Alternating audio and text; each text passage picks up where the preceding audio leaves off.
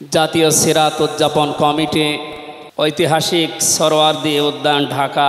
বিশ্ব মানবতার মহান বন্ধু মুহাম্মদুর রাসূলুল্লাহ সাল্লাল্লাহু আলাইহি ওয়াসাল্লামের জীবন চরিত্র সম্পর্কে আলোচনার এই পবিত্র অনুষ্ঠানের সম্মানিত সভাপতি, বিশিষ্ট আলেমে দ্বীন জনাব মাওলানা আবু তাহের জিহাদি দামাত বারকাতুহুমুল আলিয়া, মাহফিলের প্রধান অতিথি, আন্দরকিল্লা শাহী জামে মসজিদের সম্মানিত খতিব আওলাদে রসুল আল্লামা আনোয়ার হোসাইন তাহের আল জাবের আল মাদানী মাদ্দাজিল্লুহুল আলিয়া, সম্মানিত অতিথিবৃন্দ, মঞ্চে বসা জাতীয় নেতৃবৃন্দ, সামনে বসা মুসলমান ভাইরা, পর্দার আড়ালের সম্মানিতা মা এবং বোনেরা, প্রশাসনের ভাইরা, প্রাণপ্রিয় ঢাকাবাসী, সবাইকে নিয়ে মহান রব্বুল ইজ্জাত আল জালালের দরবারে শুকরিয়া জানাচ্ছি, যিনি মহামানবের জীবন চরিত্র সম্পর্কে আলোচনার এই পবিত্র অনুষ্ঠানে আমাদেরকে হাজির হওয়ার তৌফিক দিলেন। জবান খুলে বলছি আলহামদুলিল্লাহ। কথা বলার প্রথমে আমি স্মরণ করছি 2024 সালের আগস্টের 5 তারিখ পর্যন্ত যারা মুক্তভাবে কথা বলার পরিবেশ তৈরি করে দেওয়ার জন্য নিজের জীবন পর্যন্ত দিয়ে গেলেন, শাহাদতের সর্বোচ্চ মাকাম আল্লাহ যেন তাদেরকে দান করেন। আমরা কিছু ভিডিও দেখতে পাচ্ছি, অনেকে বলছে তারা শহীদ হয়নি, তারা নিজেদের বুককে গলির সামনে, অস্ত্রের সামনে পেতে আত্মহত্যা করেছে। তারা কাদের কাছ থেকে কি পেয়ে কি খেয়ে কথা বলছেন আমি জানি না। কোরআনে কারিমে আল্লাহ তাআলা 1500 বছর আগে জানিয়েছে। শহীদ এর শব্দটা আমাদের এই বাংলাদেশ, ভারত, পাকিস্তানে যেভাবে ব্যবহার হয়, এটা এত সস্তা বিষয় না, অনেক দামি বিষয়। শহীদদের ব্যাপারে কথা যেন মানুষ উল্টাপাল্টা না বলে, এজন্য মানুষের মুখের উপরে আল্লাহ নোটিশ জারি করে দিয়েছে। আল্লাহ পাক বলেন, ওয়ালা তাকুলু লিমান ইউকতালু ফি সাবিলিল্লাহি আমওয়াত বাল আহইয়াউন ইনদা বাল আহইয়াউ ওয়ালাকিন লা তাশউরুন।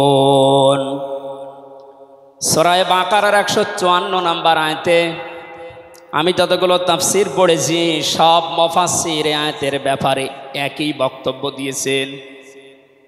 আল্লাহ পাক তামাম দুনিয়ার সব মানুষের মুখের উপরে নোটিশ দিয়েছেন, ওয়ালা তাকুলু, কেউ এ কথা বলবা না যে মানুষগুলো আমি আল্লাহর জন্য জীবন দিয়েছে, এরা মারা গেছে, কথা কখনো বলবা না।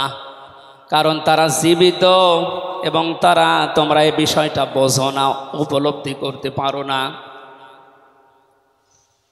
মুখের পরে মানুষ যেহেতু অন্তর দিয়ে ধারণা করতে পারে, এই জন্য আল্লাহ হৃদয়ের উপরে, অন্তরের উপরেও নোটিশ দিয়েছেন, ওয়ালা তাহসাবান্নাল্লাযীনা কুতিলু ফি সাবিলিল্লাহি আমওয়াতা বাল আহইয়াউন ইনদা রাব্বিহিম ইরযাকুন। সূরা আলে ইমরানের 169 নম্বর আয়াতে আল্লাহ জানিয়েছেন, মুখ দিয়ে তো বলাই যাবে না যে শহীদরা মারা গেছে, এমনকি অন্তরে ধারণাও আনবে না যে শহীদরা মারা গেছে, বরং তারা জীবিত এবং আমি আল্লাহর কাছে তারা রিজিক প্রাপ্ত হচ্ছে। বলেন আল্লাহু আকবার। এই আয়াতটা যে 100% বাস্তব। আমি কিছুদিন আগে গিয়েছিলাম গাইবান্ধা, বাংলাদেশ ইসলামী ছাত্র শিবিরের সদস্য ছিলেন ভাইটা। আগস্টের 5 তারিখের আগে তিনি জীবন দিয়েছেন জালিমের বুলেটের সামনে। শহীদ সাব্বির হোসাইন, 1 মাস পরে তার কবর ভেঙে গিয়েছিল এই বৃষ্টির পানিতে, তাজা রক্ত কবর থেকে বের হতে দেখা গিয়েছে। একটা মানুষ যদি খাবার না খাবে তাহলে রক্ত পেল কোথায়? এজন্য এগুলো যারা ছড়াচ্ছেন, আমরা আশা করব এই বিষয়গুলো আর সামনে নিয়ে আসবেন না। আমরা কোরআনে কারিমের আয়াতের উপরে 100% বিশ্বাস করি এবং একথা বলি, জালেমের জুলুমের সামনে যারা নিজের জীবন পর্যন্ত দিয়ে গেলেন আগস্টের 5 তারিখের আগ পর্যন্ত, প্রত্যেকেই শহীদ যাদের ঈমান আছে, এবং আল্লাহ তাদেরকে যেন শাহাদাতের সর্বোচ্চ মাকাম দান করেন, বলেন আমিন। কোথায় ছিলাম আমরা আর কোথায় আছি এখনো বাস্তবতা টের পান না। কিছুদিন আগে বাংলাদেশ জামাত ইসলামের কেন্দ্রীয় আমিরে জামাত ডক্টর শফিকুর রহমান কুষ্টিয়াতে গিয়েছিলেন। প্রায় 5000 মানুষকে নিয়ে তিনি একটা অনুষ্ঠান করলেন। যারা 16 জন শহীদ হয়েছিল কুষ্টিয়ায়, বাংলাদেশ জামাত ইসলামের পক্ষ থেকে 2 লক্ষ করে টাকা তাদের পরিবারের হাতে তিনি তুলে দিলেন। প্রায় 2.5-3 ঘন্টায় অনুষ্ঠানগুলো আমরা দেখলাম। বলেন তো, আগস্টের 5 তারিখের আগে 5000 না, এরকম মানুষ যদি 5 জন এক জায়গায় হইতো 14টা মামলা হয়ে যেত। কোথায় ছিলাম আমরা আর কোথায় এখন পৌঁছিয়েছি, এরপরও যদি এটাকে কেউ নিয়ামত মনে না করে। গতকালকের একটা জরিপ আমি পেয়েছি, বাংলাদেশে 100 জনের 14 জন এখনো পর্যন্ত, আপা আপনি ঘাবড়াবেন না, আমরা নরম হয়ে যাই, এ দলে আছে। 100 জনের কতজন? 100 জনের 28 জন এখনো পর্যন্ত থালা নেওয়ার জন্য খুব তাড়াতাড়ি করছে। আমি নাম নাই নিলাম। আনন্দের বিষয়, 100 জনের 58 জন মানুষ এখন চাচ্ছে এদেশে আল্লাহর বিধান দিয়ে জমিনটা চলুক। আগস্টের 5 তারিখ খুব বেশি দিন যায়নি। এই কয়েকদিনের ব্যবধানে যদি এই অবস্থা সৃষ্টি হয়, এই জন্য আমার মনে হচ্ছে এদেশের অনেক মুনাফিকেরা বুঝে ফেলেছে বিষয়টা, এজন্য খুব তাড়াতাড়ি করছে যে থালা আমাদের হাতে দেন। আমার দাদা একটা গল্প বলতেন। এক লোক বিবাহ করার পরে বাসর রাতে বউকে রেখে একটু বাইরে গেছে। দাদি শাশুড়ি এসে বলছে, আমার কিন্তু পতি চাই, তুমি কি করবা আমি জানি না। নতুন বউ ডাক দিয়ে বলছে, দাদি শাশুড়ি আমার একটু সময় দেন, আপনার পতি হবে, অসুবিধা। শাশুড়ি এসে বলছে, বৌমা আমার কিন্তু নাতি চাই। ঠিক আছে, আমার সময় দেবেন। দেবর আর ননদ এসে বলছে, ভাবি আপনি কি করবেন আমরা জানি না, আমাদের কিন্তু ভাতিজা চাই। কিছুক্ষণ পরে স্বামী এসে বলছে, বউ তুমি কি করবা আমরা জানি না, আমার বেবি চাই। বউ মাথা উঁচু করে বলছে, তোমরা কি সব পাগলের বংশ? আমার এখনো কিছুই হয়নি, এরপরে 10 মাস 10 দিন সময় লাগবে, তারপরে কারো বেবি চাই, কারো ভাতিজা চাই, কারো নাতি চাই, সব হবে। আমারে তো সময় দেবেন নাকি? 15.5 বছরে যে জঞ্জাল তৈরি হয়ে আছে, 1-1.5 মাসে পরিষ্কার করা সম্ভব? আপনি কি মনে করেন যে যারাই দায়িত্ব পেয়েছে ছাত্র জনতার হাত থেকে, দেশের মানুষের হাত থেকে, তাদেরকে তো একটু সময় দেবেন নাকি? কুষ্টিয়াতে বাংলাদেশ জামাতে ইসলামের শ্রদ্ধাভাজন আমির উনি সাংবাদিকদের জানিয়েছেন, আমরা সম্মানজনক এবং যুক্তিপূর্ণ সময় তাদেরকে দিতে চাই, যেন দিনের ভোট আর রাতে না হয়। কথা বলেন না কেন? সুতরাং সম্মানজনক সময় নিয়ে তারা ঠিক ব্যবস্থা করবে। যারা খুব তাড়াতাড়ি করছেন, 10 মাস 10 দিন সময় দেবেন না, এমনিতেই বেবি উনি কি ফ্ল্যাক্সি লোড করে নিয়ে আসবে বাড়ি থেকে। সুতরাং আমরা চাচ্ছি, সংস্কার যখন আরম্ভ হয়েছে দেশে, 1628টা চেয়ার আছে এই দেশের মেন চেয়ার, এই চেয়ার না, যিনি পালিয়েছে তার চেয়ার থেকে শুরু করে এদেশের ওসি সাহেবের চেয়ার পর্যন্ত আপনি গণনা করবেন, 1628টা চেয়ার হয়। আমরা চাই খুব তাড়াতাড়ি যারা দায়িত্বে আছেন এই 1628টা চেয়ার যেন খুব তাড়াতাড়ি পরিবর্তন করা হয়, কারণ এগুলো সব ওই জালেমদের দোষ। এগুলো পাল্টিয়ে বৈষম্যের শিকার হয়ে 15.5 বছর যারা ওএসডি হয়েছিলেন, যারা নিজেদের চেয়ার পর্যন্ত পৌঁছাতে পারে নাই, আমরা চাই তাদেরকে এই সমস্ত জায়গাগুলোতে দেওয়া হোক। জালেমদেরকে আল্লাহ হেদায়েত দেয় না, তার বাস্তব প্রমাণ কালকের একটা কল রেকর্ড। একজনের জন্মদিন নাকি গোপালগঞ্জে পালন করতে দেয়নি এক ওসি সাহেব, এই জন্য বাইরের দেশ থেকে তাকে হুমকি দিচ্ছে যে তার নাম লিস্ট করে রাখো, আমি যদি কোনোদিন আসি তার খবর কর। আমি কথাটা শোনার পরে মিলালাম, আল্লাহু লা ইয়াহদিল কওমাজ জালিমিন।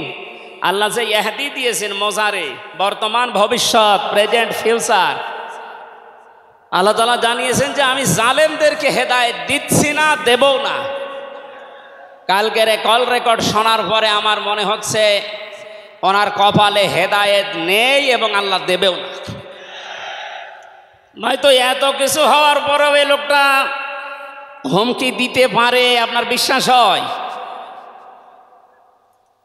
হেদায়েত চাই না, কারণ আমরা হেদায়েত চাইলেও আল্লাহ দেবেন না। জালেমদের হেদায়েত দেবেন না, আল্লাহ নিজে জানিয়েছেন। কারণ জালেমদের বিরুদ্ধে মামলা দায়ের করবে আল্লাহ নিজে। এটা আমি বানালাম। সূরা শূরা 25 নম্বর পারা 6 নম্বর পৃষ্ঠার 13 নম্বর লাইনের 42 নম্বর আয়াতে আছে, ইন্নামাস সাবিলু আলাল্লাযীনা ইয়াযলিমুনান নাস ইলা আখিরি আয়া। আল্লাহ পাক বলেন, অবশ্যই আমি আল্লাহ নিজে মামলা দায়ের করব, কেস করব, অভিযোগ দাখিল করব তাদের বিরুদ্ধে যারা মানুষ হয়ে মানুষের বিরুদ্ধে জুলুম করে। আল্লাহ ইয়াজলিমুন আল মুসলিমুনা দেননি যে মুসলমানদের উপরে যারা জুলুম করে, ইয়াজলিমুন আন নাস দিয়েছেন যারা মানুষের উপরে জুলুম করে, অত্যাচার করে। এরা আমির হামজার মামলার আসামি না, এরা সরাসরি আল্লাহর মামলার আসামি। 1628 জন যারাই ছিলেন আর আপনারা কিন্তু বাংলাদেশের কারো মামলার আসামি না, সবাই এখন আল্লাহর মামলার আসামি। মামলার বাদী যত বড় হয় মামলা তত কঠিন হয় এবং জামিন পাওয়াও তত কঠিন হয়। আপনারা জানেন আমি 3টি বছর জেলে ছিলাম। আমার যে মামলা ছিল, আমার মনে হয় যদি সাজাও লাগিয়ে দিত সর্বোচ্চ 3 মাস। কিন্তু মামলার বাদী যেহেতু একেবারে আল্লাহর ওলি, এই জন্যে বহুবার মামলা সিএমএম কোর্ট, জজ কোর্ট, হাইকোর্টে ওঠার পরও বলে না, হবে না। এই কয়েকদিন আগে মামলা আমার সব খারিজ হয়ে গেছে। আমি মনে করলাম মাননীয় আদালতকে প্রশ্ন করি যে আমার এই মামলা তো আপনার কাছে 3 বছর ছিল, এতদিন তো কিছুই করেননি, হঠাৎ এখন বলছেন কোনো দোষ নেই, সব বেকসুর খালাস করে দিলাম। মামলাটা হাতে নিয়ে উনি বলছে এর ভেতরে তো কোনো মাল ম্যাটারেস নেই, কি দিয়ে বিচার করব, সব বাদ দিয়ে দিলাম। তো এতদিন এই কথা বললে তো আমার 3 বছর জেলে থাকা লাগে না। উনি এইটাই বলতো যে হুজুর আমার হাত বাঁধা ছিল। কি বাধা ছিল? এখন যেহেতু হাত খোলা, ন্যায় বিচার করতে পারছেন, আমরা চাই এদেশে যত চেয়ার আছে সব হাত যেন আবু সাইদের মতো এভাবে খোলা থাকে। এভাবে হাত খোলা চান না? কিয়ামতের আগে কোনো জালেম এদেশের চেয়ারে আর আসতে পারবে না ইনশাআল্লাহ। সতর্ক থাকা লাগবে আমাদের। এই জন্য যারা তাড়াহুড়া করছেন আপনারা একটু শান্ত হন। আগে 10 মাস 10 দিন সময় দেন, বাসর হোক। কথা বলেন না কেন? আমি আর নিচে নামলাম না। আল্লাহ আপনাদেরকে সম্মতি দান করুন, আমিন। দরুদ আর সালাম পড়ছি আমাদের নবী মুহাম্মদুর রাসূলুল্লাহ সাল্লাল্লাহু আলাইহি ওয়াসাল্লামের প্রতি। আজকে সেই বিকাল 3টা থেকে শুরু করে রাত 9টা পর্যন্ত এদেশের পতিত যশা আলেমদের মুখে, ইসলামিক চিন্তাবিদদের মুখে এবং জাতীয় নেতৃবৃন্দের মুখে আপনারা নবীর সিরাত সম্পর্কে বিভিন্ন কথা শুনতেছেন। আমি লাইভ দেখছিলাম। আমার আজকের আলোচনার বিষয় রাসূল সাল্লাল্লাহু আলাইহি ওয়াসাল্লাম কেন একমাত্র আদর্শ। এই পয়েন্টের উপরে কোরআন শরীফ থেকে, হাদিস থেকে আমি 18টা পয়েন্ট বের করেছি। খুব সংক্ষেপে এর উপরে আপনাদের সামনে কথা উপস্থাপন করার চেষ্টা চালাবো ইনশাআল্লাহ। ওমা তাওফীকি ইল্লা বিল্লাহ। জবান খুলে কোরআনের এই সোনালী আয়াতটা একটু পড়েন। আউযু বিল্লাহি মিনাশ শাইতানির রাজিম। বিসমিল্লাহির রহমানির রহিম।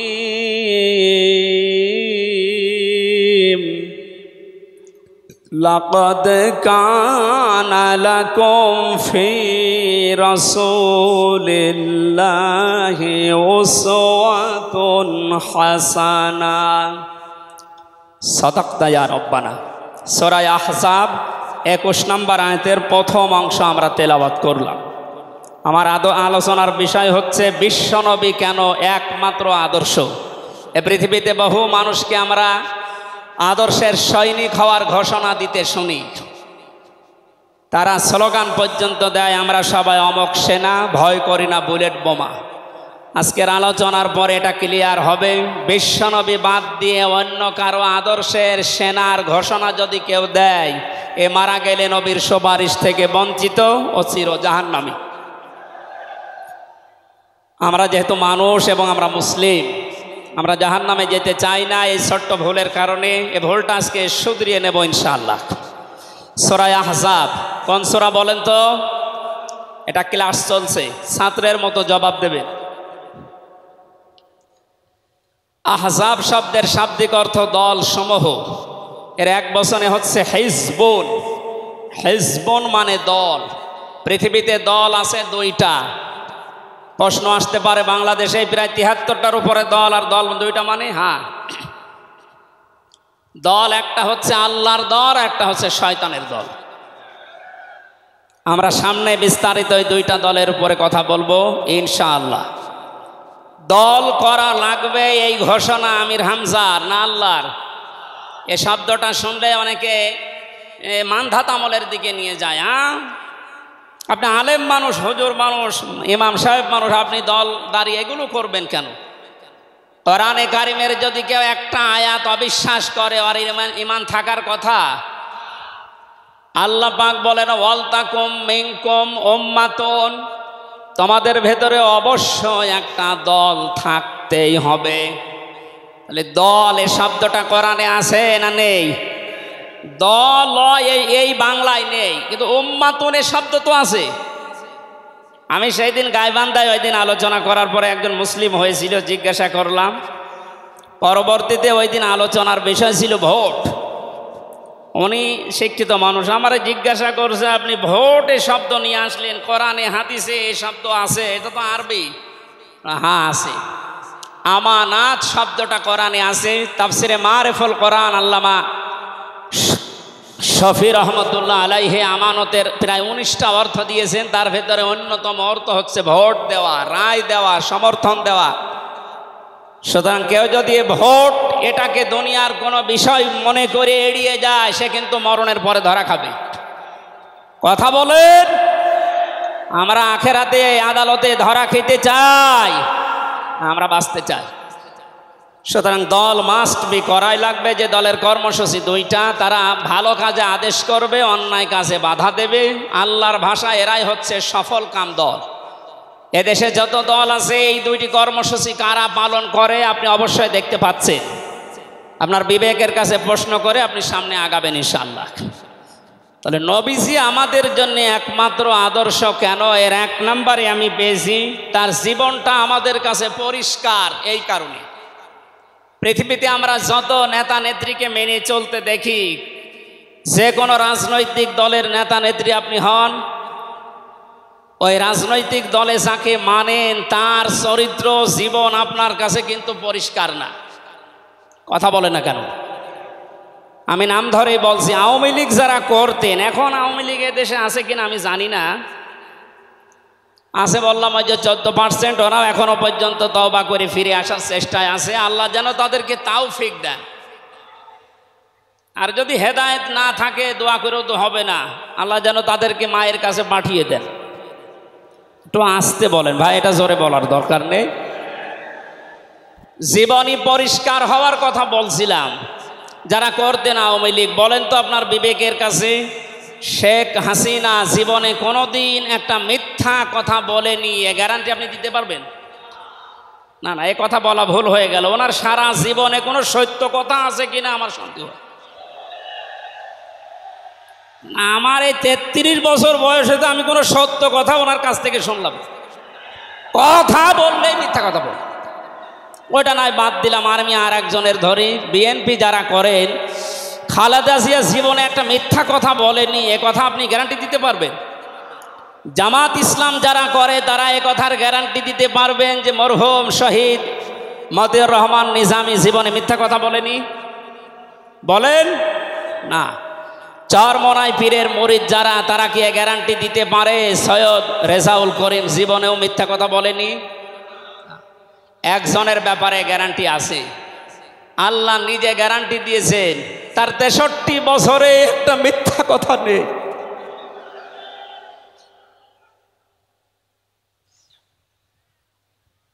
এই জন্য বিশ্বনবী আমাদের একমাত্র আদর্শ হওয়ার কারণ এই যে জীবনে 63 বছরে একটাও মিথ্যা কথা বলেননি। জোরে বলেন আল্লাহু আকবার।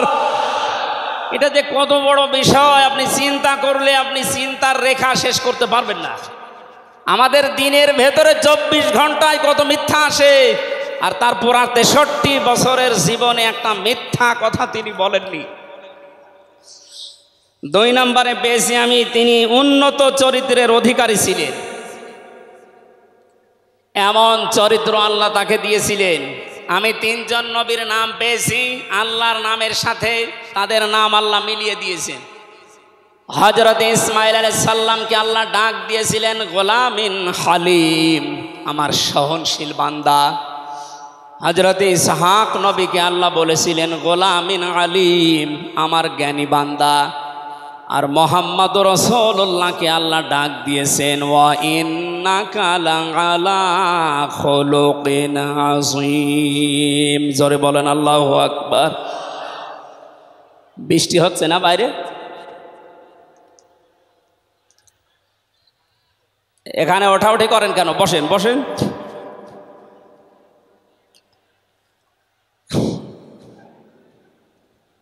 এই কোরআনের আলোচনার ভেতরে কথা বললে কিন্তু গুনাহ হবে ভাই, কথা বলা যাবে না। কষ্ট হলেও ওইভাবে থাকেন, কথা বলবেন না। 3 নম্বরে পেয়েছি আমি সূরা ইউনূসের 58 নম্বর আয়াতে আল্লাহ তাআলা জানিয়েছেন বিশ্ব নবী তোমাদের জন্য একমাত্র আদর্শ হওয়ার কারণ তিনি শ্রেষ্ঠ সম্পদ। قل بفضل الله وبرحمته فبذلك فليفرحوا هو خير مما يجمعون। নবী আপনি বলুন, তামাম দুনিয়ার মানুষেরা যা গেইন করে, যা অ্যাচিভ করে, যা অর্জন করে, যা কিছু পেয়ে আনন্দে আছে, আমি আল্লাহর কাছে এই পৃথিবীর শ্রেষ্ঠ সম্পদ হচ্ছে আপনি। জোরে বলেন আল্লাহু আকবার। সুতরাং আপনার আদর্শ পেয়েছে যারা, সে মানুষগুলো যেন আনন্দে থাকে, তারা যেন খুশি হয়। এই জন্য আগস্টের 5 তারিখের আগ পর্যন্ত এদেশের 100 জনের মাত্র 15 জন মানুষ বিশ্ব নবীকে একমাত্র আদর্শ মানতেন। তারা খুশি ছিলেন, রাজি ছিলেন। মাত্র 1 মাস কয়েক দিনের ব্যবধানে এই যে 100 জনের এখন 58 জন মানুষ বিশ্ব নবী ছাড়া আর কাউকে বুঝতে চাচ্ছে না। সময়টা যেতে দিন দেশের 100 জনের 100 জন মানুষ চাইবে বিশ্ব নবী ছাড়া কারো আদর্শ মানি না। সংক্ষেপ করছে আমাদের প্রধান অতিথি এসে পড়েছেন, এই জন্যে 4 নম্বরে পেয়েছি এই পৃথিবীর ময়দানে বিশ্বনবী মুহাম্মদুর রাসূলুল্লাহ হচ্ছেন আল্লাহর পক্ষ থেকে আমাদের জন্যে, বিশেষ করে মুমিনদের জন্যে সবচাইতে বড় অনুগ্রহ। সূরা আলে ইমরানের 164 নম্বর আয়াতে আল্লাহ ঘোষণা দিচ্ছেন লাকাদ মান্নাল্লাহু আলাল মুমিনিনা ইয লাকাদ মান্নাল্লাহু আলাল মুমিনিনা ইয বাআসা ফীহিম রাসূলা ইলা আখিরি আয়াত। অবশ্যই মুমিনদের জন্য এই পৃথিবীর ময়দানে বিশ্বনবী মুহাম্মদুর রাসূলুল্লাহ আল্লাহর পক্ষ থেকে একটা অনুগ্রহ। আমরা এক একটা আয়াতের ভেতরে বিভিন্ন তাফসীর অনুযায়ী যত কথা আল্লাহ জানিয়েছেন নবীর সম্পর্কে, প্রচণ্ড গরম, আপনাদের কষ্ট হবে যেন আমি খুব সামারাইজ করছি। 6 নম্বরে পৃথিবীর ময়দানে বিশ্বনবী একমাত্র আদর্শ হওয়ার পেছনে কারণ এই, তিনি গোটা জাহানের জন্য ছিলেন একমাত্র রহমত। সূরা আম্বিয়ার 107 নম্বর আয়াতে আল্লাহ এই ঘোষণা দিয়েছেন, ওমা আরসালনাকা ইল্লা রাহমাতাল লিল আলামিন। বলেন আল্লাহু আকবার। আল্লাহ আলম বলেন না যে শুধু পৃথিবীর জন্য, আলামিন যত জগৎ আল্লাহ বাজিয়েছেন আর যত জগতে আল্লাহর যত সৃষ্টি আছে, এতানাজ্জালুল আমরু বাইনাহুন্না, প্রতিটি জগতে ওই সৃষ্টি অনুযায়ী আল্লাহর বিধিবিধান নাজিল হচ্ছে। যেখানেই যেই সৃষ্টি আছে প্রত্যেকটা সৃষ্টির জন্যে মুহাম্মদুর রাসূলুল্লাহ হচ্ছেন আল্লাহর পক্ষ থেকে রহমত। বলেন সুবহানাল্লাহ। সেই রহমতকে হযরতে হালিমাতুস সাদিয়া চিনেছিলেন। কোলে নেওয়া থেকে শুরু করে বাড়ি পর্যন্ত যেখানেই নিয়ে গেছেন, সিরাত ইবনে হিশাম বলছে সব জায়গায় হালিমাতুস সাদিয়া বিশ্ব নবীর মাধ্যমে আল্লাহর রহমত পেয়েছিলেন। সিরাত বিশ্বকোষের ভেতরে পেয়েছি আল্লাহর নবীকে হযরতে হালিমাতুস সাদিয়া যেদিন কোলে তুলে নিলেন, হযরতে হালিমা বলেন আমার স্তনে দুধ ছিল না। মুহাম্মদুর রাসূলুল্লাহকে কোলে নেওয়ার সঙ্গে সঙ্গে আমাদের স্তন, আমার স্তন দুইটাই দুধে পরিপূর্ণ হয়ে গেছে। আমি ডান স্তন তাকে দিলাম, তিনি পান করলেন। বাম স্তন তাকে দিয়েছি, সঙ্গে সঙ্গে তিনি মুখ বের করে নিলেন। হযরতে হালিমা বলেন আমি একবার, দুইবার, তিনবার মুহাম্মদুর রাসূলুল্লাহর মুখে আমার স্তন দিয়েছিলাম। তিনবারই মুহাম্মদ সাল্লাল্লাহু আলাইহি সাল্লাম স্তন থেকে মুখ বের করে নিয়েছেন। চোখের ইশারা দিয়ে যেন আমাকে বসাতে চাই, মা হালিমা জোর করেন কেন? ডান স্তন এটা আমার অধিকার ছিল, আমি পান করেছি। বাম স্তন এটা আমার অধিকার না। আমি জানি আপনার একটা সন্তান আছে, তার নাম আব্দুল্লাহ, এটা আমার দুধ ভাই আব্দুল্লাহর অধিকার, আল্লাহর অধিকার। ও মা হালিমা, পৃথিবীতে আমি ভাইয়ের হক নষ্ট করার জন্য আসি না, এসেছি ভাইয়ের হক ফিরিয়ে দেওয়ার জন্যে। ঢাকাবাসী যেই নবী মায়ের কোলে বসে ভাইয়ের হক নষ্ট করেন নাই এই রবিউল আউয়াল মাসে, সেই নবীর উম্মত আমরা এখন যারা দাবি করছি, অধিকাংশগুলোই দেখতে পাই যত বড় হচ্ছি তত ভাইয়ের হক মারার জম হচ্ছি। এটা তো রবিউল আউয়ালের শিক্ষা ছিল না। হযরতে হালিমা বলেন তাকে যে গাধার উপরে তুললাম, দুর্বল ছিল, সঙ্গে সঙ্গে সবল হয়ে গেছে। বাড়িতে পৌঁছাতে দেরি, কুয়ায় পানি ছিল না, কুয়া ভর্তি হয়ে গেছে। খেজুর গাছে খেজুর ছিল না, বিশ্বনবী মুহাম্মদুর রাসূলুল্লাহ যেহেতু রহমত, আমার খেজুর গাছে খেজুর পরিপূর্ণ হয়ে গেছে। সুতরাং ওনাকে যেখানেই নেওয়া হয় সেখানে যদি রহমত আসে, আমাদের এই মাথা থেকে পা পর্যন্ত, রান্নাঘর থেকে আন্তর্জাতিক জীবন পর্যন্ত, আজকের এই সিরাত অনুষ্ঠানে যদি সিদ্ধান্ত নিয়ে যেতে পারি সব জায়গায় তাকে ছাড়া কাউকে মানব না, অবশ্যই আল্লাহ পাকে 56,000 বর্গ মাইল রহমত বরকত দিয়ে ভরে দেবেন। কথা বলেন ঠিক কিনা? আল্লাহ যেন এটা দেন আমাদের মাধ্যমে, বলেন আমিন। 6 নাম্বারটা 7 নাম্বারটা খুব গুরুত্বপূর্ণ, এইটার ব্যাখ্যা করার জন্য আমি 8-10 মিনিট সময় নিলাম, একটু খেয়াল করবেন। বিশ্বনবী আমাদের একমাত্র আদর্শ, এই কারণে 7 নাম্বার পয়েন্টে আমি কোরআন থেকে নিয়েছি। গণা মাপের গ্যারান্টি শুধু তার আদর্শ অনুসরণের মাধ্যমে। পৃথিবীতে বহু মানুষ আছে, বহু বিশ্ব নেতার দাবি অনেকে করছে, অনেকে বিশ্ব মানবতার দাবি করছে, অথচ বিশ্ব নেতা হওয়ার জন্য যে 7টা কোয়ালিটি লাগে আমরা অধিকাংশ মানুষের ভেতরে পাই না, আন্দাজে শুধু ঢোল বাজায়। এ পৃথিবীতে বিশ্ব নেতার দাবি করতে পারেন নবীরা, রাসূলরা, কথা বলেন ঠিক কিনা? এই পৃথিবীতে বিশ্ব নেতৃত্ব দেওয়ার দাবি করতে পারে নবী রাসূলরা, এ কথার সাথে একমত আছেন? আমরা একজন নবীর নাম বলছি, হযরত ঈসা রুহুল্লাহ। তিনি জন্মের পরে তার জাতির লোকেরা তাকে অবৈধ, হারামজাদা, এরকম উল্টা পাল্টা নাম দিয়ে ডাকতো। হযরতে মরিয়ম আলাইহিস সালামের কাছে যখন জিজ্ঞাসা করেছে জাতির লোকেরা বিয়ে হয়নি, সন্তান পেলে কোথায়, খুব খেয়াল করে শুনবেন।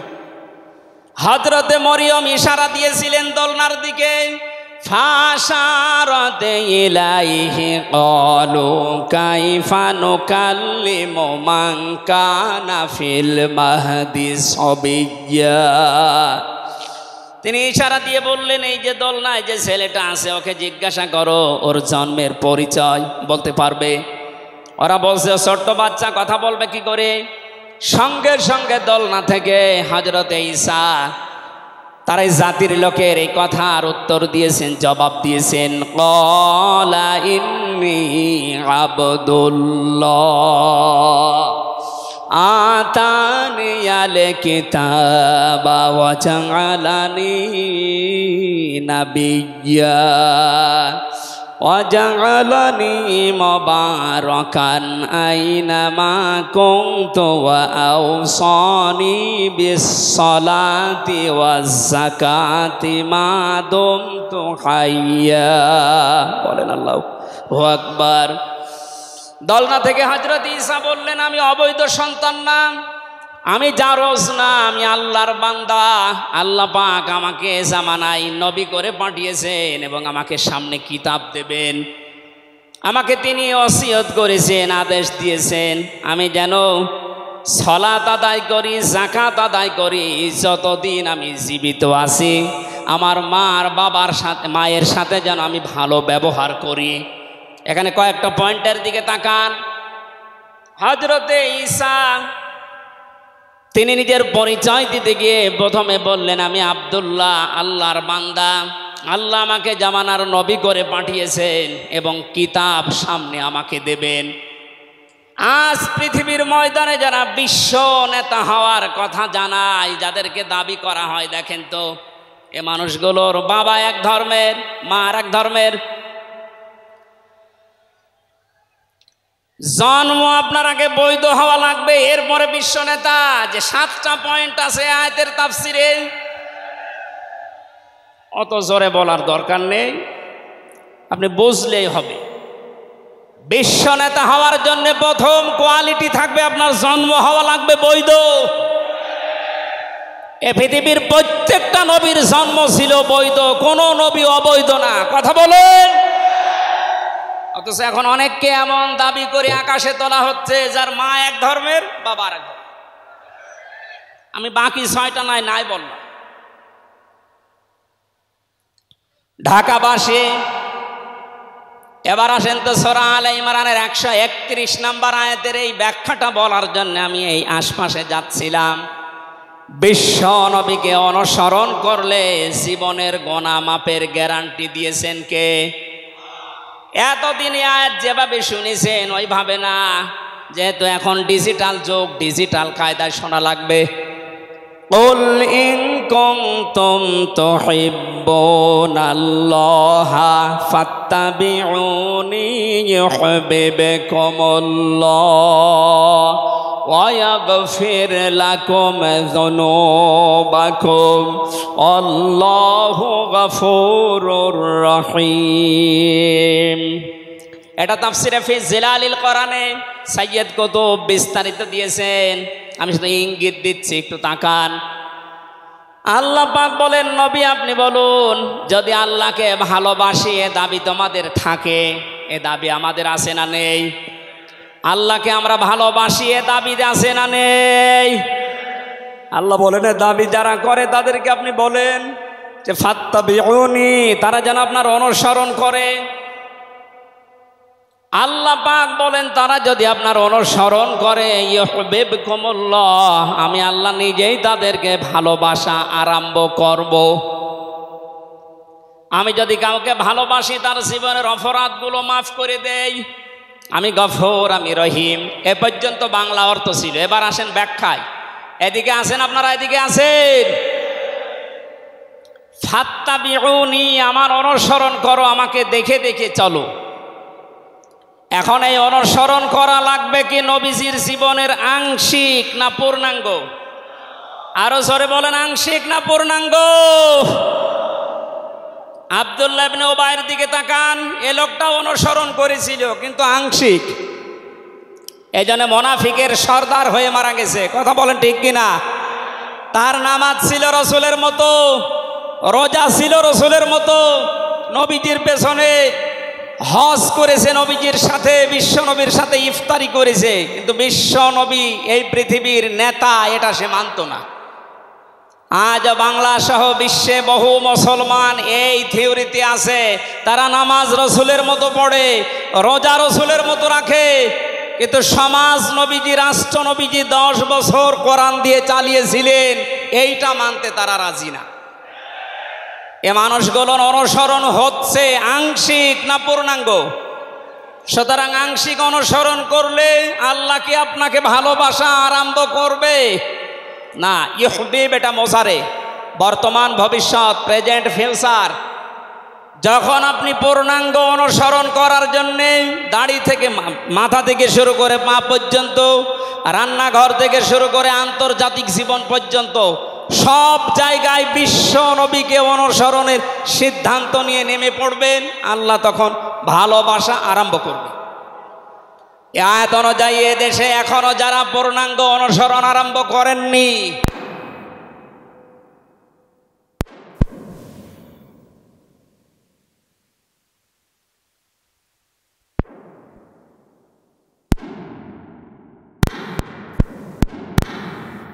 আওয়াজ শুরু করেন। এ কথা বুঝে এসেছে? সুতরাং আমাদের অনুসরণ হবে কি আংশিক না পূর্ণাঙ্গ? আরো জোরে বলেন। নবীজির মতো নামাজ পড়া যেমন, বিশ্ব নবীর মতো রাষ্ট্র চালাতেও হবে ওই রকম। নবীজি জানিয়েছেন, মান মাতা ওয়ালাম ইয়াখযু ওয়ালাম ইউহাদ্দিস বিহি নাফসাহু মাতা আলা শুবাতিন মিনান নিফাক। যে লোকটা মরে গেল কিন্তু তার এই চিন্তা ভাবনা ছিল না যে জমিন আল্লাহর কোরআন দিয়ে চলুক, এই লোকটা মুনাফিক হয়ে মরবে, কেউ তাকে বাঁচাতে পারবে না। অথচ এই হাদিসটা সামনে নিয়ে বাংলাদেশে আমরা এখনো অনেককে নামাজ পড়া, রোজা রাখা, দাড়ি রাখা, জুব্বা গায়ে দেওয়া মানুষকেও মুনাফিক হয়ে মরার সম্ভাবনা দেখতে পাচ্ছি। কথা বলে ঠিক কিনা? সুতরাং আমরা চাই নবীজি যেভাবে নামাজ পড়েছিলেন, বিশ্ব নবী যেভাবে রাষ্ট্র চালিয়েছিলেন, ওইভাবে আমাদের এই দেশটাও 10 বছর চলুক। আমিরে জামাত ডাক্তার শফিকুর রহমান কয়েকদিন আগে ঘোষণা দিয়েছেন, 15 বছর লাগবে না, মাত্র 10টা বছর আমাদের হাতে দেন, আমরা গ্যারান্টি দিতে পারি এদেশের মানুষকে। 9টা পয়েন্ট ওখানে উনি দিয়েছেন, সবগুলোর বাস্তবায়ন করে এই 16 কোটি মানুষকে উনি দেখাবেন। এটাকে আজ অনেকে রাজনীতি মনে করে উল্টাপাল্টা দিকে নিয়ে যাচ্ছেন। আমার বিশ্ববিদ্যালয়ে থাকাকালীন এক দুষ্টু বন্ধু ছিল, 10 বছর নবী কোরআন দিয়ে রাষ্ট্র চালিয়ে বলতে পেরেছিলেন, খায়রুল কুরুনি করনি, আমার যুগ শ্রেষ্ঠ যুগ। আমাদের দেশটা 53 বছর স্বাধীন হয়েছে, 1 বছরও কোরআন দিয়ে চলেছে। এই জন্যে তো কোনো জিনিস নিরাপদ না। আমার ছোট দাদা উনি বলছিলেন যে হজে যাওয়ার পরে দেখি একটা ঘড়ি পড়ে আছে, মোবাইল ঘড়ি। চিন্তা করলাম নেব না, মনের ভেতরে ভয়, যদি ধরা পড়ে যায় তাহলে তো মানুষ, এ দেশে তো ধরা পড়লে আবার হাত কেটে দেবে, দেশে যাওয়ার পরে মানুষ বলবে হাজী সাহেব চোর। এই ভয়তে নিলাম না। কি করি, অতক্ষণ দাঁড়িয়ে থেকে কেউ নেয়ও না, কারো পায়ের নিচে পড়ে আবার নষ্ট হয়ে যাবে। তুলে নিলাম এদিক ওদিকে তাকিয়ে। হারানো জিনিস যেখানে জমা দেয় ওই জায়গায় জমা দিলাম। ওনারে জিজ্ঞাসা করলাম, ভাই মোবাইলের দাম কেমন হবে? উনি আমার বলছে, ইয়া হাজিউল হজ্জা তাই না বিলা দোকা, হে হাজি দেশ কোথায়? দাদা বলে, জি তুমেন বাংলাদেশ, বাংলাদেশ থেকে এসেছি। আপনার বাংলাদেশের টাকার মান অনুযায়ী এই ঘড়ি মোবাইলের এটা দাম হবে 72,000 টাকা। কত? 72,000 টাকার মোবাইল পড়ে আছে, ঘড়ি কেউ নিচ্ছে না। এদেশে থাকবে? বলেন। সাধারণ মানুষের কাছে থাকা দূরের কথা, দরবেশের কাছে থাকবে 36,000 কোটি টাকা। আমার মনে হয় আমার 33 বছরের জীবনে গণনা করেও শেষ করতে পারবো না। পদ্মা সেতু আর একটা বানিয়ে এখনো 4,000 কোটি টাকা রাষ্ট্রে থেকে যেত। কথা বলুন। দরবেশ যদি এই করে, যেগুলো ধরবেশ, ওগুলোর চরিত্র কি বলে? এই জন্য এই বন্ধুটা আমারে বলছিল, আমি রামজা, আমি কুষ্টিয়া থেকে যাচ্ছিলাম ঢাকাতে, একটা নর্মাল কোচে চড়ে হঠাৎ আমার পেটে গন্ডগোল। সিরাজগঞ্জ রোড পার হওয়ার পর ড্রাইভারকে বললাম যে ভাই একটু দাঁড়ান, আমি নেমে যাব, আমার পেটে গন্ডগোল। ড্রাইভার বলছে গাড়ি থামবে না, একেবারে জায়গা মতো থামবে। আপনার যদি বেশি অসুবিধা হয় তো পেছনে সিট খালি আসে, বসে বসে আল্লাহ আল্লাহ করেন। ও বলছে আমার পেটে গন্ডগোল, একে আল্লাহ আল্লাহ থামে? পেছনে যেয়ে দেখি কয়েকটা সিট খালি পড়ে আছে, ওই যে পলিথিন দেয় বমি করার জন্য, একটা নিলাম, 2 সিটের মাঝে বসে ওই কাজ করলাম। চিন্তা করলাম এটা যদি রেখে চলে যায় তাহলে আমার তো বদনাম হয়ে যাবে। পকেট থেকে একটা সাদা রুমাল ছিল, ওইটা বের করলাম, টাইট করে বাঁধলাম, পেছনের চালানা খুলে ফেলে দেব। আল্লাহর ইশারা, পেছনে আসছিল মোটরসাইকেলওয়ালা, পড়বে কি পড়বে একেবারে মোটরসাইকেলের সামনে। ও বলছে জানলা দিয়ে তাকিয়ে আছি, দেখলাম মোটরসাইকেলওয়ালা এদিকে ওদিকে তাকিয়ে, ও মনে করছে নতুন রুমালে থপ করে পড়লো কি। এ রুমাল যখন নতুন, ভেতরের জিনিসও মনে হয় নতুনই হবে। ও বলে তুলে নিল, ও বাড়ি যেয়ে টের পাবে যে কোন নতুন জিনিস। এই জন্য বলছে হামজা, আমাদের দেশে পায়খানা পর্যন্ত নিরাপদে নেই, এর বাস্তব প্রমাণ আমারটা। অথচ আমিরে জামাত গ্যারান্টি দিয়েছেন চুরি থাকবে না, শুধু পায়খানা না, 36,000 কোটি না, 36 পয়সাও চুরি হবে না। 10 বছরের জন্য ছেড়ে দেন দেশটা। আপনারা ওনার সাথে একমত কিনা?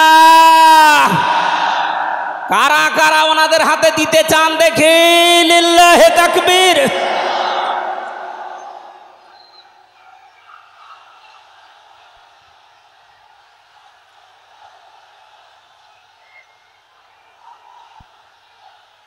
আলহামদুলিল্লাহ ভাই, এটা রেকর্ড হচ্ছে, এটা শুধু এই সামিয়ানার নিচে নেই, 18 কোটি মানুষ শুনতেছে। যারা এই ময়দানের থেকে হাত তোলা দেখে তারাও হাত তুলেছে। আমরা চাই এই হাত যেন আল্লাহর জন্য আপনারা তোলেন, মানুষকে দেখানোর জন্যে না। সুতরাং আমরা যদি বিশ্ব নবী মুহাম্মদুর রাসূলুল্লাহর অনুসরণ আংশিক করি, আল্লাহর ভালোবাসা পাওয়া এখনো আমরা আরম্ভ করিনি। এই হিসাবে দেশের অনেক পীর, অনেক ইমাম, অনেক খতিব, অনেক আলেম, অনেক জনতা এখনো আল্লাহর ভালোবাসা পাওয়া আরম্ভ করেনি। গোনা মাফ, জান্নাত তো দূরের কথা। কারণ আল্লাহর ভালোবাসা যে পাওয়া আরম্ভ করবে, তার জীবনের গোনাগুলো আল্লাহ মাফ করবে, তাকে জান্নাতে দেবে। সুতরাং রাসূলুল্লাহ আমাদের একমাত্র আদর্শ হওয়ার কারণেই তাকে অনুসরণ করলে এ গ্যারান্টি পাওয়া যায় যে জীবনের গোনা আল্লাহ মাফ করে দেন। জোরে বলেন সুবহানাল্লাহ। 9 নম্বরে পেয়েছি, বিশ্ব নবীর সাথে কেউ যদি বেয়াদবি করে তাহলে সে ধ্বংস হয়ে যাবে।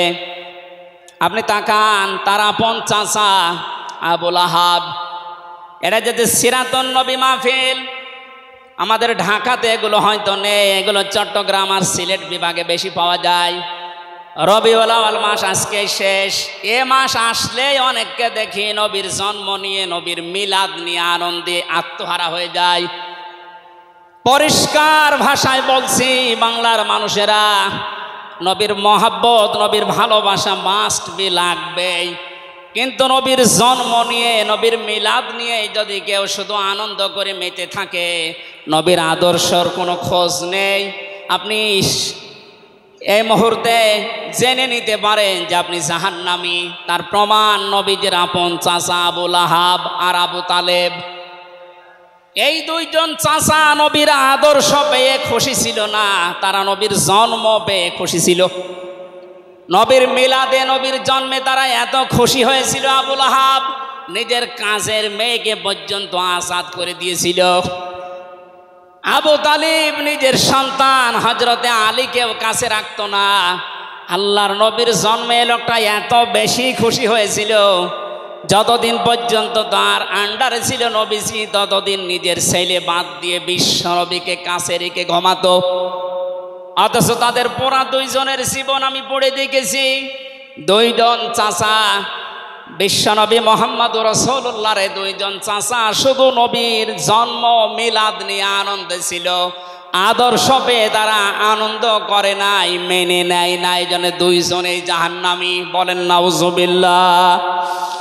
সিস্টেম অপর পৃষ্ঠায় দেখুন, আরো দুইজন চাচার নাম আমরা জানি, হযরতে হামজা, হযরতে আব্বাস রাদিয়াল্লাহু তাআলা আনহুমা।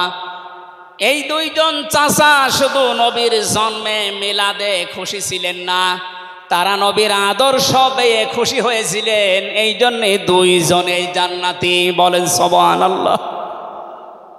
হযরতে হামজা, হযরতে আব্বাস যে জান্নাতে গেছে কোনো সন্দেহ আছে? আল্লাহ কোরআনের আয়াত নাযিল করেছেন তাদের নামে, রাদিয়াল্লাহু আনহুম ওয়া রাদু আন। আল্লাহ পাক বলেন আমি তাদের উপরে রাজি হয়ে গেছি যেমন তারা আমার উপরে রাজি। সুতরাং হযরতে আব্বাস, হযরতে হামজা দুইজনেই নবীর আদর্শ মানার কারণে জান্নাতি। আমরা এদের মতো হতে চাই। বলেন আমিন। এখানে একটা কথা আছে, হযরতে হামজা আব্বাস রাদিয়াল্লাহু তাআলা আনহু তিনি কিন্তু অনেক আগে মুসলমান হয়েছিলেন গোপনে, কিন্তু প্রকাশ করেননি। এ মাসলাটা বলছি এই কারণে, 152 জন সমন্বয়কের ভেতরে 108 জন বাংলাদেশ ইসলামী ছাত্র শিবিরের নেতা এবং পরীক্ষিত কর্মী। তারা আজ অনেক জালেম এবং অনেক মুনাফিক পর্যন্ত, এমন অনেক আলেম নামে জালেম পর্যন্ত এই বিষদগার করছে। নাম যেহেতু দেখেছে ছাত্র শিবির, এই জন্য তাদের চুলকানি। কেন ওরা এতদিন পরিচয় প্রকাশ না করে এই কাজ করলো? ওরা মুনাফিক, ওরা শয়তান। যেখানে বিশ্বজিতের মতো হিন্দু সে রেহাই পায় না, সেখানে পরিচয় দিয়ে মার খাবে। সুতরাং সাদিক সাহেব এবং SM ফরাদ ভাই সহ যারা পরিচয় গোপন করে এই জালেমের বিদায়ের জন্য এই বিপ্লব আমাদেরকে এনে দিয়েছেন, তাদেরকে প্রত্যেক থানায়, জেলায়, রাজধানীতে সংবর্ধনা দেওয়া দরকার। তারা এটা এমনিতেই করে নাই, তারা হযরতে আব্বাসের জীবন থেকে করেছে। অথচ হযরত আব্বাস রাসূলের বিরুদ্ধে বদরের ময়দানে বিরুদ্ধে যুদ্ধ করার জন্য আবু জাহেলের পক্ষ নিয়ে গিয়েছিল, অথচ তিনি ওই সময় মুসলমান। তার মানে নিজের পরিচয় গোপন করে বাস্তবতার নিরিখে স্থান কাল পাত্র ভেদে একটা কৌশল, এটা একটা হেকমা। ও জীবনে কোরআনই পড়ে নাই, হাদিস পড়ে নাই, ও ফতোয়া দিচ্ছে যে এ হচ্ছে মুনাফিক। এই জন্য ওনারা যা করেছে, আমি এখানে 9টা পয়েন্ট এনেছিলাম। সাদিক সাহেব ভাই সহ, SM ফরাদ ভাই সহ 108 জন যা করেছে, সব নবীদের থেকে, নবীর মাদের থেকে, নবীর সাহাবীদের থেকে, নবীজির চাচার থেকে শিক্ষা নিয়ে এই হেকমতটা অবলম্বন করেছে। আল্লাহ তাদেরকে যেন সর্বোচ্চ মাকাম দান করেন। বলেন আমিন। আসতেছে মেহমান। বেয়াদবি করলে যে মানুষের জীবন ধ্বংস হয়ে যায় রাসূলের সাথে, তার প্রমাণ পেয়েছি নবীজি চাচা আবু লাহাবের জীবন থেকে। বিশ্ব নবী যখন সাফা মারওয়া এই পাহাড়ের উপরে উঠে দাওয়াত দিচ্ছিলেন, এই লোকটা ডাক দিয়ে বলেছে, তাব্বালাকা লিহাযা জামাতানা ইয়া মুহাম্মদ, হে মুহাম্মদ তুমি ধ্বংস হয়ে যাও। তাফসিরের কিতাবে সূরা লাহাবের তাফসিরে পড়েছি, আবু লাহাব মুহাম্মদুর রাসূলুল্লাহকে শুধু ধ্বংস হয়ে যা এ কথা বলে নাই। সামনে একটা পাথর ছিল, পাথরটা হাতে নিয়ে নবীজির দিকে এভাবে নিক্ষেপ করেছিল। ঢাকাবাসী খুব খেয়াল করে শোনেন, এখানে আমার 2টা পয়েন্ট আছে। আবু লাহাব 1500 বছর আগে মুহাম্মদুর রাসূলুল্লাহর দিকে যে পাথর নিক্ষেপ করেছিল, তাফসিরে ফি জিলালিল কোরআন মুফাসসির লিখেছেন সাইয়্যিদ কুতুব, যে নবীজির সামনে পাথরটা পড়েছিল, নবীজির শরীরে লাগে নাই। আল্লাহ পাক সঙ্গে সঙ্গে তার জন্য কোরআনের আয়াত নাজিল করলেন, শুধু এই হাতের জন্য না, তাব্বাত ইয়াদা আবি লাহাবি ওয়া তাব। ইয়াদানে ছিল শব্দটা, ইয়াদাদি বচন আল্লাহ দিয়েছেন, অথচ আবু লাহাব পাথর নিক্ষেপ করেছিল কয় হাত দিয়ে? আরো জোরে। আর একবার বলেন। আল্লাহ যে তার 2 হাতই ধ্বংস করে দিলেন। জবাব দিয়েছেন মুফাসসির এইভাবে, আবু লাহাব যদিও এভাবে পাথর নিক্ষেপ করেছিল, 1 হাত দিয়ে কিন্তু তার এই বাম হাত একটু নড়াচড়া করে সাপোর্ট দিয়েছিল। আপনি যদি এখান থেকে একটা কোনো কিছু নিক্ষেপ করেন এভাবে, এই হাত দিয়ে শুধু কাজ হবে না, এই হাতও নড়াচড়া করে সাপোর্ট দেবে। আল্লাহ এইটাও সহ্য করেন নাই। নবীজির বিরুদ্ধে যারা অবস্থান নিয়েছে, যে যতটুকু তার সাথে যারা সাহায্যে ছিল, সহযোগিতায় ছিল, আল্লাহ তাদেরকেও ধ্বংস করে দিয়েছেন। এই 15.5 বছরে আল্লাহর নবীর আদর্শকে, তার শিক্ষাকে, শিক্ষা ব্যবস্থা থেকে ডাইরেক্ট ডান হাতের মতো, অনেকে বাম হাতের মতো পেছন দরজা দিয়ে নাড়াচাড়া করে উল্টিয়ে ফেলেছিলেন। এই কথা বলেন না কেন? হযরতে আবু বকর আর নবীজির সেই সারে গারে সুরের সেই ঘটনাটা আমাদের শিক্ষা ব্যবস্থায় এখন আর নেই। এগুলো তুলে ওখানে বাবার জীবনী বসিয়েছেন। সুতরাং নবীজিকে যারা আঘাত দিয়ে শিক্ষা ব্যবস্থা থেকে 96% মুসলমানের এই দেশে নবীর আদর্শ বাদ দিয়ে অন্য কাউকে যারা বসাতে চেয়েছিলেন, যারা ডাইরেক্ট এগুলো করেছিলেন, যেগুলো মন্ত্রণালয়ের দায়িত্বে ছিল, বাম হাত দিয়ে যারা পেছন দরজা দিয়ে নাড়াচাড়া দিয়েছেন, উপদেষ্টা মণ্ডলের ভেতরে 2 জন আছে, তারা সমকামিতা প্রমোট করছেন, আমরা শুনতে পাচ্ছি। পাঠ্যপুস্তকে যে পরিবর্ধন আনার চেষ্টায় আছেন, 96% মুসলমান কিন্তু ঘুমিয়ে যায়নি, এরা এখনো জেগে আছে। আমিরে জামাত কুষ্টিয়ায় সেদিন ঘোষণা দিয়েছে, দেশের মুসলমানেরা এখন আর 5 তারিখের আগের মতো ঘুমিয়ে নেই, সব সজাগ আছি আমরা। আরো জোরে বলেন।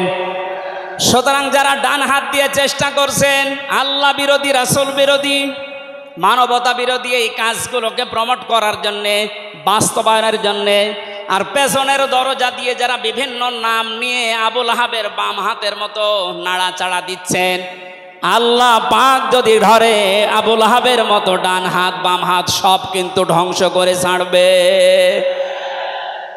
এই জন্য আমরা সাবধান বাণী উচ্চারণ করছি। এগুলোই যারা আছেন, আমি নাম নিলাম না, ছাত্র জনতা যেভাবে আপনাদেরকে উপদেষ্টা বানিয়েছে, আপনি 152 জনের 108 জনের দেখতে পারছেন না। এ মানুষগুলো কি চাই? 108 জন না, আমি 152 জনের সাথে যোগাযোগ রেখে দেখেছি, সবাই চায় এদেশে আল্লাহর বিধান চালু। এই রবিউল আউয়াল মাসে রাসূলের চরিত্র যেভাবে শুনি, ওটা যেন বাস্তবে দেখতে পাই, সেটা চালু হোক। 53 বছর তো দেখলেন, বাবা চালিয়েছিল, দুর্ভিক্ষে মরেছে অনেকে, আমি দেখি না, আমার তো 33 বছর, এ মুরব্বীরা দেখেছি। স্বামী চালিয়েছিল অনেকের চাচা চালিয়েছে 9 বছর, ভাবি চালিয়েছে, এমনকি বউ চালিয়েছে, এটা তো দেখলাম। এখন শুধুমাত্র কোরআন দিয়ে চললে, নবীর আদর্শ দিয়ে চললে দেশটা কেমন দেখা যায় এটা দেখতে বাকি আছে। এটা আপনারা দেখতে চান না সামনে? আমার জীবনের সবচাইতে বড় শখ, আকাঙ্ক্ষা, তামান্না এইটা যে চর্ম চোখে যেন আল্লাহ আমাকে দেখায় যে 56,000 বর্গ মাইল তার কালাম দিয়ে চলছে। এটা দিয়ে চললে যে কেমন দেখা যায়, এটা মিনি জান্নাত হয়ে যাবে। আপনি বিশ্বাস করেন, এটা মিনি জান্নাত হয়ে যাবে। অনেকের এখনো পর্যন্ত শ্বশুর ভয় দেখাচ্ছে। আমির জামাত সেদিন বলেনি যে শ্বশুর ভয় দেখাচ্ছে মেয়েদেরকে যে তোমাদের ঘর বন্দি করে রাখবে। অনেকে যারা ডাইল খায়, মামা বাবা খায়, লাল পানি খায়, এরা কি খাবে? দেশটা যদি কোরআন দিয়ে চলে, নবীর আদর্শ দিয়ে চলে, পুরা দেশটা হয়ে যাবে মসজিদের মতো। মসজিদে প্রবেশ করলে যত বড় বিড়ি খোর হোক, যত বড় ডাইল খোর হোক, যত বড় বাবা খোর হোক, আর লাল পানি যেই খায়, ওই পরিবেশে গেলে কেউ কি চাইবে যে একটু লাল পানি খাই? কারণ পরিবেশটাই রহমত দিয়ে ভরপুর। কথা বলেন ঠিক কিনা? এই জন্য মসজিদে প্রবেশ করতে হলে আল্লাহর রহমত আমরা কামনা করি। আল্লাহুম্মা আফতাহলি আবওয়াবা রহমাতিক। পুরা জায়গাটাই রহমত দিয়ে ভরপুর। আল্লাহর কোরআনের বিধান সেখানে চলে, এই জন্য পুরা জায়গাটা রহমত দিয়ে ভরপুর করা। এই দেশটায় যদি আল্লাহর বিধান চালু হয়, রাসূলের আদর্শ চালু করতে পারি আমরা, পুরা দেশটা হয়ে যাবে মসজিদের মতো। তখন আর লাল পানি খেতে, বিড়ি খেতে আপনার মনে চাইবে না ইনশাআল্লাহ। আপনি জান্নাতি হয়ে মারা যেতে পারবেন, এই গ্যারান্টি আমরা দিতে পারি। সুতরাং আমরা রসুলের সাথে কোনো বিয়াদবি যেন না করি। আমার মনে হয় মেহমান এসে গেছে আমাদের মাঝখানে।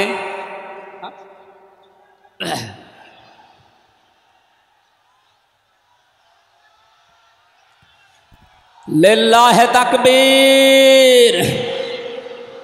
আওলাদে রসুলের আগমন, আওলাদে রসুলের আগমন। আমাদের মাহফিলের প্রধান অতিথি আওলাদে রসুল আল্লামা আনোয়ার হোসাইন তাহের আল জাবেরি আল মাদানী মাদ্দাজিল্লুহুল আলী আমাদের মাঝে এসে গেছেন। আমরা যে প্রচণ্ড গরমে আপনারা কষ্ট পাচ্ছেন এবং উনি যেহেতু এসে গেছে, এখন আর কথা বলা মনে হয় ঠিক হবে না। আমি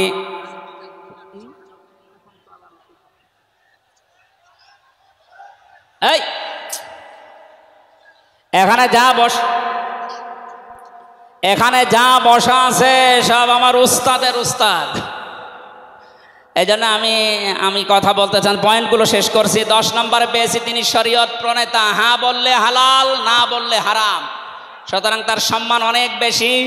11 নম্বরে তিনি ছিলেন দাঈ ইলাল্লাহ, তিনি ডাকতেন শুধুমাত্র আল্লাহর দিকে। কার দিকে? আমি একটা পয়েন্ট এখানে বলি, খুব খেয়াল করে শুনবেন। সূরা হামিম সেজদার 33 নম্বর আয়াতটা এতদিন যেভাবে শুনেছেন ওইভাবে না, একটু ভালো করে খেয়াল করে শোনেন। আল্লাহ পাক বলেন, ওমান আহসানু কাওলাম মিম্মান দাআ ইলাল্লাহি ওয়া আমিলা সালিহান ওয়া ক্বালা ইন্নানি মিনাল মুসলিমিন। লোকটার কথার চাইতে আর উত্তম কথা কে বলে দুনিয়ায়? যে লোকটা আল্লাহর দিকে মানুষকে ডাকে, নিজে ভালো ভালো কাজের আঞ্জাম দেয়, আর নিজে পরিচয় ওপেন করে যে আমি একজন মুসলমান। আমি কি? বাংলার মুসলমানেরা আপনি আয়াতের দিকে 3টা বিষয় খেয়াল করেন। এদেশে কম বেশি আমরা 96% যেহেতু মুসলমান, এই জন্য আল্লাহর দিকে আমরা ডাকি, এটা আমি মেনে নিলাম।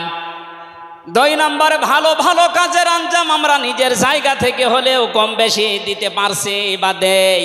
3 নম্বরে যেটা ওয়াকালা ইন্নানি মিনাল মুসলিমিন, আমি মুসলমান, এই ঘোষণা দেওয়ার মতো পরিবেশ এই দেশে এখনো আসে নাই। কথা বলেন। এখন এমন জায়গা অনেক আছে যেখানে আমি মুসলমান, এ কথা বলা এখনো সম্ভব না। সুতরাং আয়াতের 3 নাম্বার, এটা যদি বাস্তব এই চর্মচোখে দেখতে চান যে আমি মুসলমান, এই পরিচয় দিয়ে আমি এই পৃথিবীতে টিকে থাকতে চাই, তাহলে এই দেশটা কোরআনের হাতে দেওয়া লাগবে, মাস্ট বি। কথা বলেন ঠিক কিনা? সুতরাং আমাদের এখন থেকে ডাক হবে কোনো পীরের দিকে না, কোনো বাবার দিকে না, আমাদের একমাত্র ডাক হবে আল্লাহর দিকে। জোরে বলেন আমিন। 12 নম্বরে বেশি তিনি যুদ্ধবন্দীদের সাথে এমন ভালো আচরণ করতেন। ইয়ামামার একজনের নাম পড়লাম হাদিসের পাতায়, বিগ লিডার ছিলেন এই লোকটা, সামামা ইবনে ওয়াসাল রাদিয়াল্লাহু তাআলা আনহু। বদরের ময়দানে তিনি ধরা পড়লেন, সাহাবীরা তাকে বেঁধে রেখেছে মসজিদের ভেতরে খুঁটির সাথে। নবীজি এসে বললেন, সামামা কেমন লাগে তোমার, কি আচরণ আমার কাছে আশা করো? লোকটা বলে, মুহাম্মদ সাল্লাল্লাহু আলাইহি সাল্লাম, আপনি আমাকে মেরেও ফেলতে পারেন, ছেড়েও দিতে পারেন। নবীজি তাকে বললেন, সামামা এই দুনিয়ায় শেষ দুনিয়া না, আর একটা জগৎ আমাদের সামনে আসে। ইসলামের বিশাল কিছু তার সামনে তুলে ধরলেন। বাড়িতে যাওয়ার পরে নিজের হাতে রান্না করে খাবার পাঠালেন তার জন্যে। দ্বিতীয় দিন আবার তাকে দাওয়াত দিলেন ইসলামের। বিশ্ব নবী নিজে উটের দুধ এক সাহাবীকে দিয়ে দহন করিয়ে গরম করে পাঠালেন। মনে হচ্ছে তিনি জামায় আদর করছেন, অথচ সে লোকটা যুদ্ধবন্দী। একটা যুদ্ধবন্দী মানুষের সাথে বিশ্ব নবীর যে আচরণ, এ পৃথিবী অবাক হয়ে গেছে। অথচ এই 15.5 বছরে যুদ্ধবন্দী না, কারাবন্দী, তাও অন্যায় ভাবে। আরে ভাই, আমার তো 3 বছর পরে যেহেতু মামলা খালাস করে দিয়েছে, আদালত কর্তৃক প্রমাণ হয়েছে যে আমি নির্দোষ, আমার কোনো দোষ নেই, তাহলে আমার মামলার আয়ু থেকে শুরু করে একেবারে ওই উপর পর্যন্ত যিনি পালিয়েছেন, এ পর্যন্ত যারা জড়িত ছিল, আমি চাই তাদের প্রত্যেকে যেন 3 বছর জেলে থাকে। এইটাই ন্যায় বিচার হবে। এই কথা বলে না কেন? আমার জন্য 3 বছর, ব্যারিস্টার আরমানের জন্য 8 বছর, 11 বছর। কত বছর? আপনি যে চট করে ঢুকে পড়বেন, আগে 11 বছর থাকেন, এরপরে।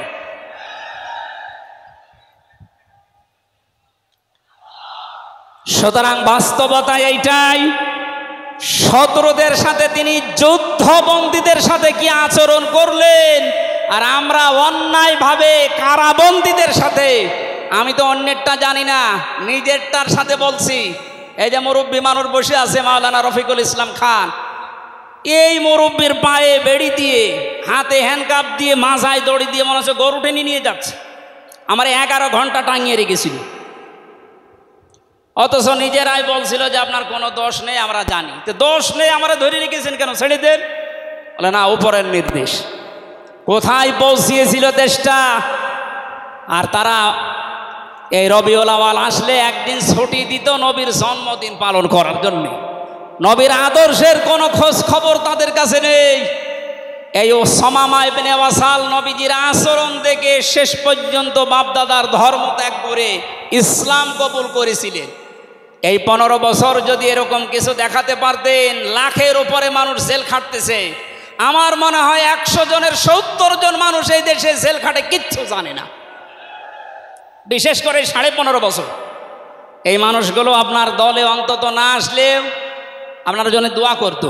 এরপরে আমি পেয়েছি বিশ্বনবীকে একমাত্র আদর্শ হওয়ার কারণ তিনি শত্রুদের সাথে এমন আচরণ দেখিয়েছিলেন, পৃথিবীতে ইতিহাস হয়ে আছে। তায়েফে তিনি দোয়া করেছিলেন, আল্লাহুম্মা হাদি কওমি ফাইন্নাহুম লা ইয়ালামুন। 14 নম্বরে পেয়েছি তিনি নবী এবং রসুলদের নেতা ছিলেন। 15 নম্বরে ছিল তার বক্ষ ছিল উন্মুক্ত। 16 নম্বরে পেয়েছি তিনি ছিলেন লাইট বা আলো। 17 নম্বরে তিনি ছিলেন স্নেহময় মমতাময়। 18 নম্বরে তিনি ছিলেন কমল হৃদয়ের অধিকারী। এক একটা শব্দের ভেতরে লক্ষ লক্ষ কথা আল্লাহ লুকিয়ে রেখেছেন। আর রাসূলের জীবনে 1 ঘন্টা 1.5 ঘন্টায় না, কিয়ামত পর্যন্ত যদি কেউ আলোচনা করে, আমি 31টা বিষয় সাজিয়েছি এক একটা পাঠ অনুযায়ী। সুতরাং এরকম যদি শুরু হয় তো 31 দিন একাধারে লাগার কথা আমার এই ক্ষুদ্র জ্ঞানে। যারা আরো বড় বড় আলেম এখানে বসে আছে, কিয়ামত পর্যন্ত আলোচনা শুনবেন, করবেন। আমাদের নবী আজিম খুলুকিন আজিম, কোনোদিন শেষ হবে না ইনশাআল্লাহ। সুতরাং নবীজি আমাদের একমাত্র আদর্শ, এটাই ফাইনাল। তাকে ছাড়া আমরা কাউকে মানি না। উদারত আহ্বান জানাচ্ছি তাকে আদর্শ গ্রহণ করার জন্য। আমিন। বারাকাল্লাহু লানা ওয়া লাকুম ফিল কোরআনিল আযীম। এখন আমাদের সামনে